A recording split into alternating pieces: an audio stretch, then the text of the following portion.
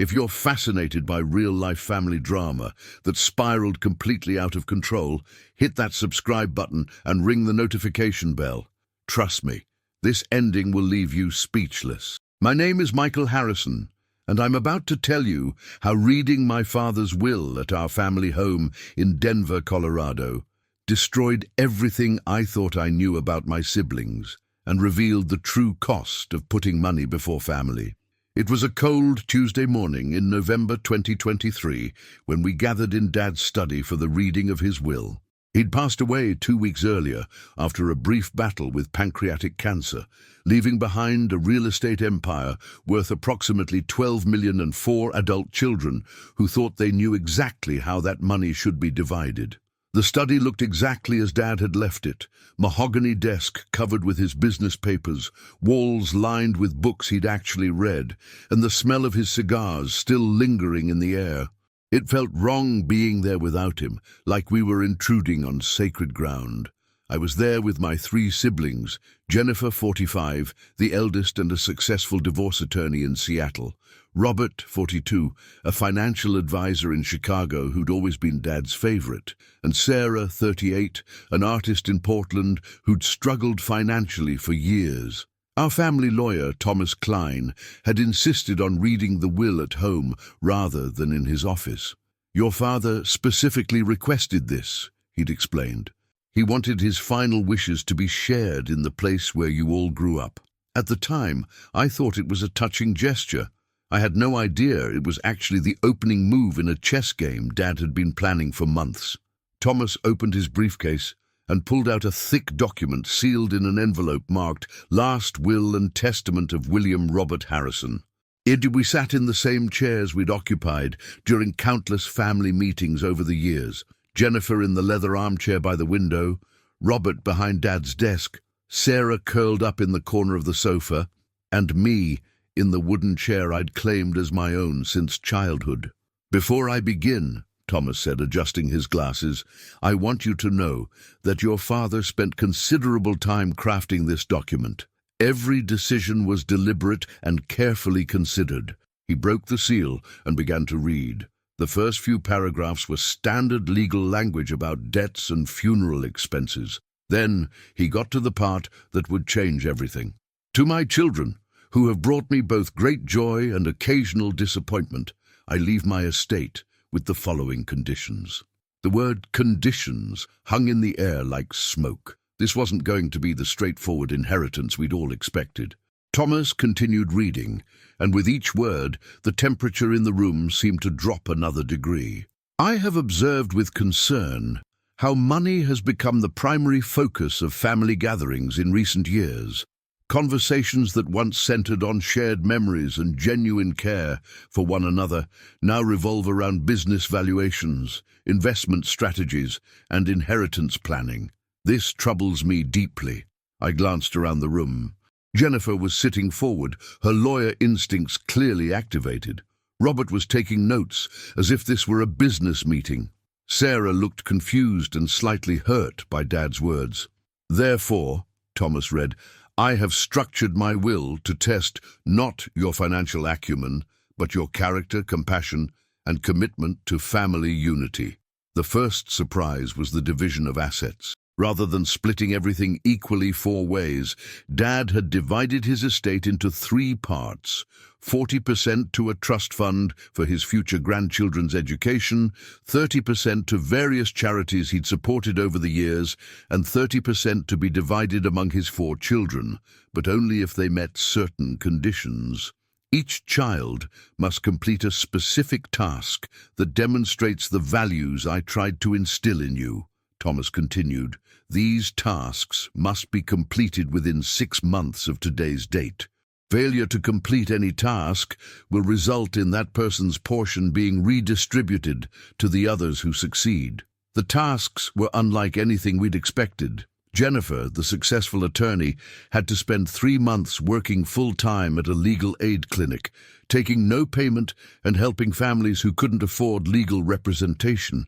Robert, the financial advisor, had to donate his entire annual salary to charity and live for 6 months on minimum wage while working at a homeless shelter. Sarah, the struggling artist, had to organize and run a community art program for underprivileged children, funding it herself and donating all proceeds to the program's continuation. And me, I had to quit my job as a marketing executive and spend 6 months working alongside Sarah to help disadvantaged kids, using my business skills to ensure the program's long-term success. The silence that followed Thomas's reading was deafening. Then Jennifer spoke first. "This is ridiculous. Dad's basically bribing us to be better people. I have a law practice to run, high-profile clients who depend on me. I can't just abandon everything for 6 months. It's completely unrealistic," Robert agreed. "I'd lose my client base entirely, and living on minimum wage. Does he have any idea what my mortgage payments are?" Sarah was crying quietly. "He thought I was a failure," she whispered. "He's making me prove I can actually accomplish something meaningful." I was too stunned to speak. Dad had always been unconventional, but this was beyond anything I'd imagined. It wasn't just about money. It was about forcing us to confront who we'd become. But the biggest shock was still to come. Thomas wasn't finished reading. He turned to a page marked with a red tab and cleared his throat. "I know my children well enough to predict their initial reactions to these conditions. Jennifer will call them unreasonable. Robert will focus on the financial impracticality. Sarah will assume this reflects my disappointment in her choices. Michael will try to find a way to make everyone happy." The accuracy of his predictions sent chills down my spine. It was like Dad was still in the room, reading our minds. "To ensure complete transparency in this process," Thomas continued, "I have installed recording equipment throughout this house. Every conversation, every argument, every private moment you share here over the next 6 months will be documented." We all started looking around the room frantically. Small, nearly invisible cameras were mounted in corners, disguised as smoke detectors and picture frames. "Furthermore," Thomas read, "completion of the assigned tasks is only the first requirement. The second requirement is that you must demonstrate genuine care and support for each other throughout this process. The recordings will be reviewed by an independent panel of judges who will determine whether you've truly embraced the spirit of family unity I'm trying to restore." Jennifer was on her feet now, pacing. "This is insane. It's manipulative and controlling, even from beyond the grave." "There's more," Thomas said quietly. He read the final condition. "If any of us tried to legally challenge the will or refuse to participate, our portion would be forfeited entirely and redistributed to the others. We were trapped in Dad's game, whether we liked it or not." "He's turned us into lab rats," Robert muttered. "This isn't about family values. It's about control." "Maybe," I said slowly. "It's about love." 3 pairs of eyes turned to stare at me like I'd lost my mind. "Think about it. When was the last time we all spent more than a few hours together? When was the last time we talked about anything other than money or business? Maybe Dad saw something we couldn't see." "Don't be naive, Michael," Jennifer snapped.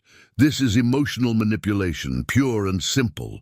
But as I looked around the room, at the family photos on the walls, the books Dad had loved, the chess set where he'd taught us strategy and patience, I wondered if maybe Dad had been more strategic than any of us realized. The question was whether we'd learn what he was trying to teach us or destroy our family in the process. The argument that followed lasted 3 hours and established battle lines that would define the next 6 months. Jennifer, ever the lawyer, wanted to challenge the will in court despite the penalties. Robert was calculating how to minimize his financial losses. Sarah was convinced this was Dad's way of punishing her for her unconventional lifestyle. And I found myself trying to play peacemaker while secretly wondering if Dad's plan might actually work. "Let's think about this logically," I said, trying to calm everyone down. "We each get $900,000 if we complete the tasks. That's life-changing money for all of us." "Easy for you to say," Jennifer shot back. "Your marketing job is stable but not specialized. I've spent 20 years building my practice. 3 months away could destroy everything I've worked for." And I'd lose my biggest clients, Robert added. Do you know what the financial markets are like right now? My clients need constant attention. Sarah wiped her eyes and looked up at us. At least you both have successful careers to protect. Dad basically just told me I'm a failure who needs to prove herself through charity work. That's not what he said, I protested. Isn't it? Sarah's voice was bitter. You three get to be martyrs for your success. I get to be grateful for the chance to finally do something worthwhile. That's when the first real crack appeared in our family foundation. Maybe if you'd gotten a real job instead of pursuing your little art projects, Dad wouldn't have felt the need to teach you responsibility, Jennifer said coldly. The words hit Sarah like a physical blow. She stood up slowly, her face pale. Wow. 24 hours after Dad's funeral, and you're already showing your true colors. I'm being realistic, Jennifer replied. We're all thinking it. I'm not, I said firmly, but the damage was done. Sarah grabbed her purse and headed for the door. I need some air and some time to think about whether I want any part of this family. After she left, the three of us sat in uncomfortable silence. I could practically hear Dad's voice saying, "This is exactly what I was afraid of." Robert was the first to break the silence. Look, maybe we can work together on this. Pool our resources, help each other meet the conditions. How? Jennifer asked. I can't exactly outsource working at a legal aid clinic, but you could take a leave of absence instead of quitting entirely. Frame it as pro bono work for your existing practice. And Robert, maybe your firm has a corporate social responsibility program you could leverage. For a moment, it seemed like we might find a solution. Then Jennifer dropped the bombshell that would change everything. There's something else we need to discuss. Something about Dad's finances that Thomas didn't mention.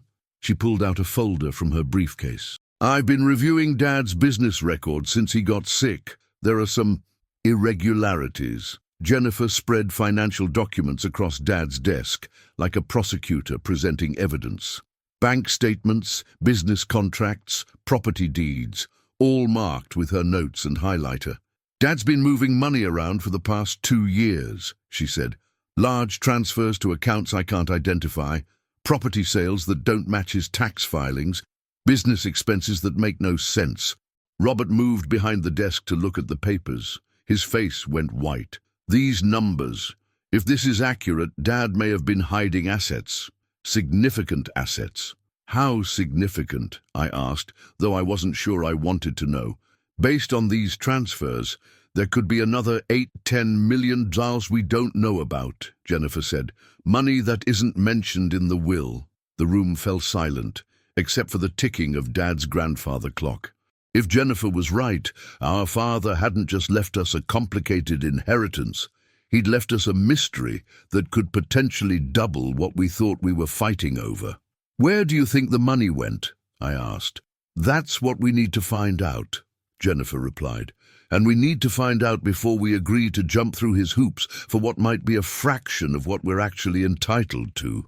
Robert was studying the bank statements with the intensity he usually reserved for his biggest clients. Some of these transfers went to offshore accounts, others to companies I've never heard of.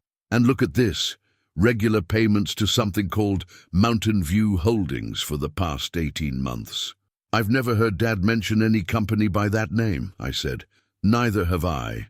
But if he was moving money to hide it from taxes or from us, we have a legal obligation to recover it. Jennifer nodded. I'm going to hire a forensic accountant. This inheritance might be worth a lot more than $3.6 million. That's when Sarah walked back in, overhearing our conversation. Of course, she said bitterly. 5 minutes after I leave, you've already found a way to make this about more money. Sarah, this is important, I said. If Dad hid assets, then he had his reasons, she interrupted. Maybe instead of immediately assuming he was trying to cheat us, we should consider that he knew exactly what he was doing. Don't be naive, Jennifer said. This is about millions of dollars. Everything is about money with you people, Sarah shot back. Even Dad's death, even his final wishes. You can't just accept that maybe, just maybe, he wanted us to learn something about being better human beings. Robert looked up from the financial documents. Sarah, if there's hidden money, it changes everything. We'd be stupid not to investigate. And we'd be stupid to ignore what Dad actually wanted us to do, Sarah replied. I'm starting the art program next week, with or without your help. The battle lines were now clearly drawn. Jennifer and Robert wanted to follow the money trail and potentially challenge the will. Sarah wanted to honor Dad's wishes regardless of hidden assets. And I was caught in the middle, trying to hold our family together while everything Dad had predicted was coming true. But none of us were prepared for what we'd discover about those missing millions. Against Sarah's protests, Jennifer hired Marcus Webb, a forensic accountant who specialized in uncovering hidden assets. Within a week, he'd traced Dad's financial movements with the precision of a detective solving a murder case. The picture that emerged was more complex than any of us had imagined. Your father was definitely moving significant amounts of money, Marcus explained during a meeting in Dad's study. But it wasn't random. There's a clear pattern, and it all leads to one place. He spread out a timeline showing 2 years of financial activity. Mountain View Holdings isn't a shell company to hide assets. It's a legitimate non-profit organization focused on youth education and family counseling. You're non-profit? Robert looked confused. Why would Dad be giving money to a non-profit without telling us? Marcus clicked his laptop and a website appeared on the screen. Mountain View Holdings operates 3 community centers in underserved areas of Denver. They provide after-school programs, family counseling services, and educational support for at-risk youth. I stared at the website, recognition dawning. I know this place. Dad used to volunteer here when I was in high school. He never made a big deal about it, but he'd disappear every Saturday morning for a few hours. According to their financial records, Marcus continued, your father has been their largest donor for over 15 years. But his contributions increased dramatically 2 years ago when his health started declining. Jennifer was reading through printed pages from the website. It says here they're planning to open a 4th location, but they need $2 million in funding to make it happen. Exactly $2 million, Marcus confirmed, which is almost exactly how much your father transferred to them over the past 2 years. The revelation hit us like a sledgehammer. Dad hadn't been hiding money from us. He'd been giving it away to causes he cared about, causes that aligned perfectly with the tasks he'd assigned us in his will. There's more, Marcus said quietly. I spoke with the director of Mountain View Holdings. Your father made his donations with one condition, that his family never be told about his involvement unless they specifically asked the right questions. What kind of questions? Sarah asked. Questions about community service, helping disadvantaged children, and using personal resources to benefit others. Basically, the exact things he's asking you to do in his will. Robert was shaking his head in disbelief. So, this whole time, while we thought he was some ruthless businessman, he was secretly running a one-man charity operation. It gets better, Marcus said with a slight smile, or worse, depending on your perspective. The director told me your father left specific instructions about what should happen if his children completed the tasks in his will. He paused dramatically, and I felt like we were about to learn the final piece of Dad's puzzle. If you successfully complete the assigned tasks and demonstrate genuine family unity, Mountain View Holdings will receive an additional $5 million from a trust your father established. But if you fail, that money gets donated to other charities, and Mountain View has to cancel their expansion plans. The room went dead silent. Dad had basically bet $5 million on whether his children could put aside their greed and selfishness long enough to help others and reconnect as a family.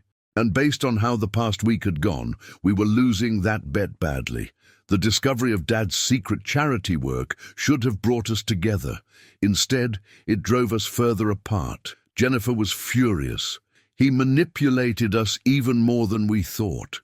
This whole thing is an elaborate guilt trip, with millions of dollars hanging in the balance. Maybe that's the point, I said. Maybe he knew the only way to get our attention was to attach consequences to our choices. Don't you see how twisted this is? Robert asked. He's bribing us to be good people, and if we're not good enough, disadvantaged kids suffer. That's not love, that's psychological warfare. Sarah had been quiet through most of our discussion. Finally, she spoke up. I visited Mountain View Holdings yesterday, she said. I wanted to see what Dad had been supporting all these years. She pulled out her phone and showed us pictures. Kids doing homework in bright, modern classrooms. Families meeting with counselors in comfortable offices. Teenagers working on art projects in a well-equipped studio. The director, Mrs. Rodriguez, told me stories about families Dad's donations have helped. A single mother who got job training and is now supporting her 3 kids. A teenager who was headed for gang involvement but found mentorship at the center and is now in college. Dozens of success stories, all funded by money Dad could have left to us. Jennifer crossed her arms. So what's your point? My point is that maybe Dad understood something we don't. Maybe he knew that giving us $12 million would just make us lazier and more entitled. Maybe he was trying to show us that money only has value when it's used to help others. That's easy to say when you don't have a business to protect, Robert shot back. You're right, Sarah said. I don't have a business to protect. I don't have a 6-figure income or a client base or a professional reputation. All I have is Dad's belief that I might be capable of doing something meaningful with my life. She stood up and walked to the window, looking out at the garden where Dad used to work on weekends. I'm going to complete my task, she said quietly. Not for the money, but because maybe Dad saw something in me that I've never seen in myself. And maybe those kids at Mountain View need what I have to offer. What about the rest of us? I asked. Sarah turned around, and for the first time since Dad's death, she looked truly determined. That's up to you. But I'm done pretending this is about inheritance planning or hidden assets or legal challenges. This is about what kind of people we choose to be when no one's watching. After Sarah left, Jennifer, Robert and I sat in Dad's study, surrounded by financial documents and family photos, trying to figure out what we'd gotten ourselves into. She's right, you know, I said finally. About what? Jennifer asked. About Dad seeing something we don't. When was the last time any of us did something for someone else without expecting something in return? Robert was quiet for a long moment. Then he said something that surprised us all. I hate that he's right. I hate that he knew exactly how we'd react. But mostly, I hate that I've become the kind of person who values money more than family. And didn't. It was the first crack in Robert's armor, and it gave me hope that maybe Dad's plan might actually work. But we still had 5 months to go, and the hardest tests were yet to come. The next 2 months revealed who we really were underneath the successful facades we'd built. And for most of us, it wasn't pretty. Jennifer fought Dad's conditions every step of the way. She hired 2 different law firms to challenge the will, but Dad's legal work was airtight. She eventually started volunteering at the legal aid clinic, but only after her practice partners threatened to remove her from several high-profile cases. Robert had the hardest time adjusting. Living on minimum wage while working at a homeless shelter shattered his comfortable worldview. The first week, he tried to cheat by staying in hotels and eating at expensive restaurants. But the hidden cameras Dad had installed caught everything, and Thomas Klein warned him that he was failing the test of genuine commitment. Sarah threw herself into the community art program with an intensity that surprised all of us. She rented a small studio space, bought supplies with her own savings, and started recruiting children from the neighborhoods around Mountain View Holdings. Within a month, she had 30 kids coming to her classes 3 times a week. I joined Sarah's program as the business manager, helping her navigate permits, insurance, and funding applications. For the first time in years, I was using my skills for something other than corporate profits. The transformation wasn't immediate or easy. We fought constantly about money, schedules, and responsibilities. The cameras captured every argument, every moment of selfishness, every failure to support each other. But slowly, something began to change.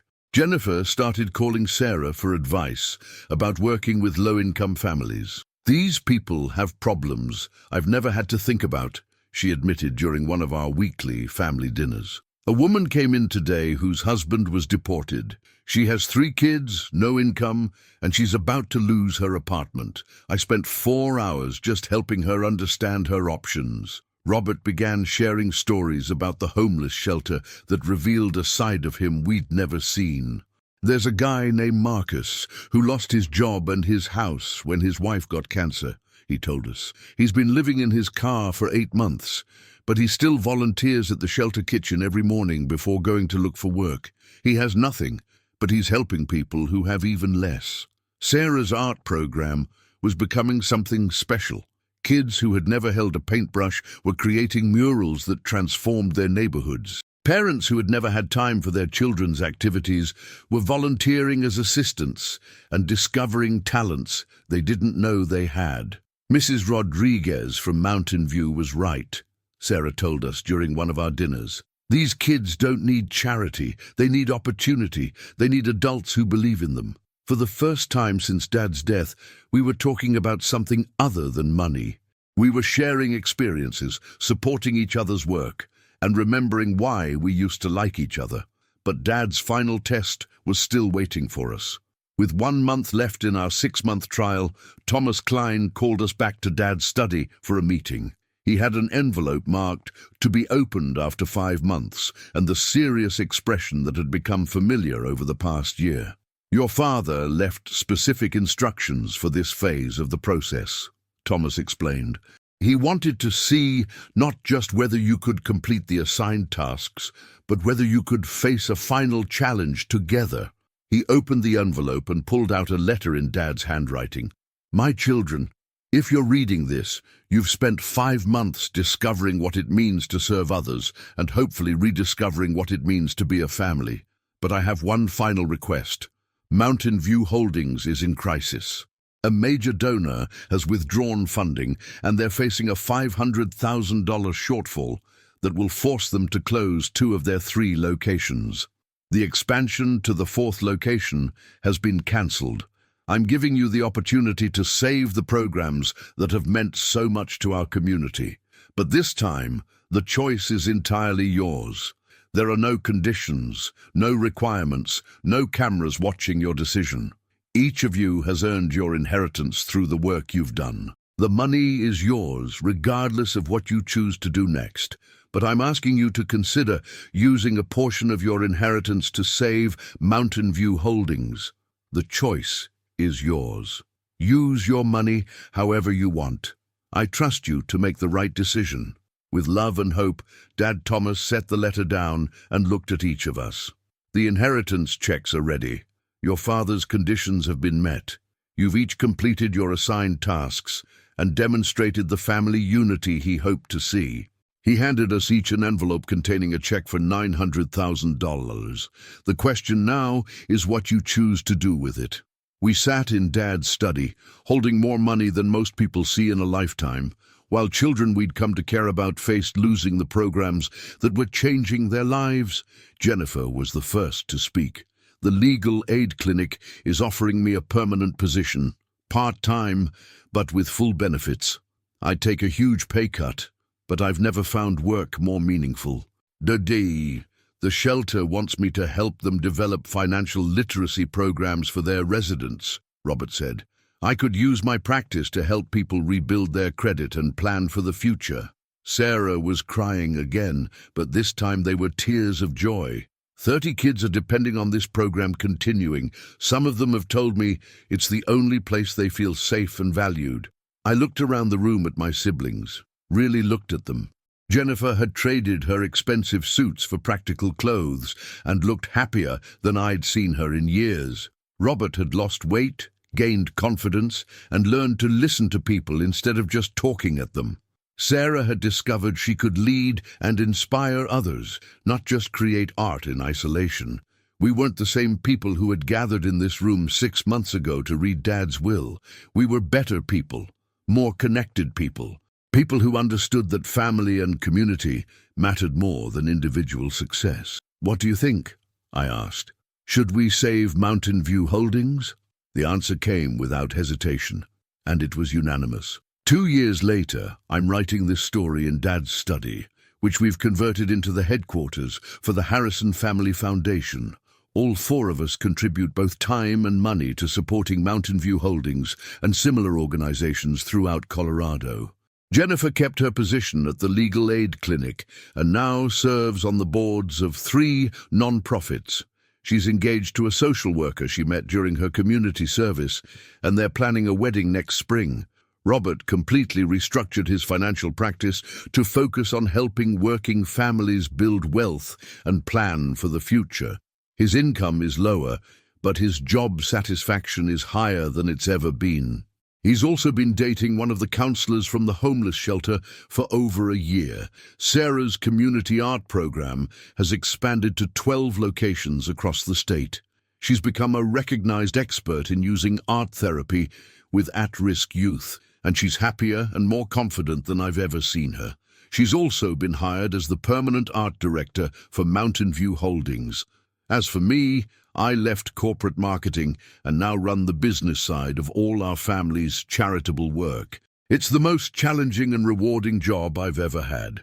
We still gather in Dad's study once a month for family meetings, but now we talk about the programs we're funding, the families we're helping, and the impact we're making together.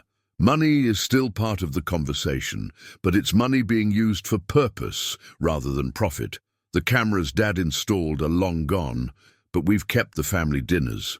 We've learned that the best inheritance he could have given us wasn't money. It was the chance to become people worthy of each other's respect and love. Mountain View Holdings opened their 4th location last year. The dedication plaque reads, "In memory of William Robert Harrison, who understood that the greatest wealth comes from investing in others." Dad was right about everything. He knew we'd initially fight his conditions. He knew we'd look for loopholes and hidden assets. He knew we'd try to find ways around his requirements. But he also knew that underneath our greed and selfishness, we were still the children he'd raised to value family, community, and service to others. He just had to remind us who we were supposed to be.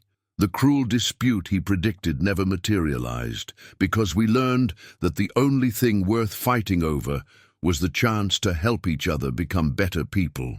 Sometimes the greatest gift a parent can give their children isn't money in the bank. It's the wisdom to understand what money is really for. This story shows that sometimes the people who love us most can see what we've become better than we can see it ourselves. True wealth isn't measured in dollars. It's measured in the lives we touch and the legacy we leave behind. If this story moved you, please subscribe for more real-life accounts of families who discovered what really matters when everything is on the line. And remember, the most valuable inheritance isn't what you receive, but what you choose to give. Thanks for watching.